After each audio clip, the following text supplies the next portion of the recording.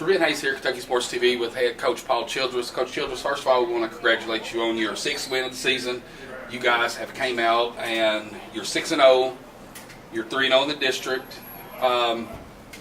Tell us what your expectations were coming into the season. I think we set the bar real high. We had a great season last year. A lot of young guys. We had some injuries over the summer. Some of our big guys weren't able to play with us this summer. So, kind of coming in, really expectation was to get everybody healthy.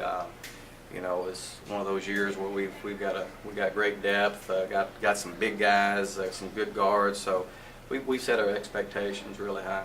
Tonight, I was trying to keep our Twitter going pretty strong. The ball goes up. I blinked like 3 times. It's 29-9. You have a 6'5" guy bring the ball up the floor, and he's also at the top on the defensive end of the court. That created a lot of trouble for Caverna. Good went out early with the injury. He was making a strong presence on the inside. You guys never missed a beat. Is this one of the deeper teams that you've had in a while? Oh, absolutely. Yeah, we're blessed this year that we do have a lot of depth. We have a lot of size with our depth as well. And Dallas Cox, as you mentioned there, played really well tonight. He's very versatile. If you notice, he's out there guarding Howard, their best guard, and he's done that all year. And we can switch him down on the big. He can play in the middle. So it's a great luxury to have with Dallas. He knows the game real well.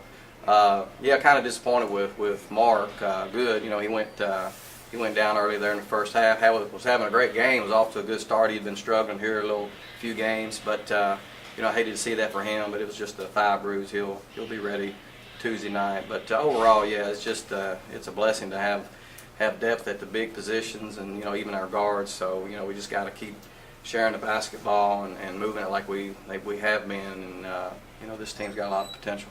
And I know there's really not a lot that we can discuss about tonight's game. I mean, it was pretty much a blowout the whole game. And it's hard to get your guys to stay focused when you're up 30 most of the game. Let's fast forward a little bit. February the 16th. There's a lot of games between now and then. I've watched a lot of high school basketball this year. We've seen the teams from Louisville. We've seen the teams from Lexington. The 2 best teams I've seen all year is Warren Central and Larue County. You guys play just alike. They may have a few more athletes on the team than you do. What were you, was that something that you had planned when you scheduled this game? Did you know how good they were going to be this year? Oh, well, we knew how good they were going to be. It just fell that last game of the season we had a team that canceled on us. And, one thing we wanted to do all year was just get a lot of different looks of different types of teams. We toughened our schedule up a lot this year. We got John on the schedule, John Harden. I think they're one of the top teams in our region with their length and athleticism as well. We're going back to the Toyota Classic, a lot of top-tier teams there. We beefed their schedule up, and that'd be a good way to end the season. Warren Central's obviously one of the best teams down there in the 4th region, so that's what you want going into tournament time, playing against those caliber teams. Preseason, a lot of people had E-Town as one of the top teams in the 5th region. We had a chance to watch them play Bowling Green, and Bowling Green pretty much did what they wanted to do against E-Town. My predictions preseason was Larue, John and Larue.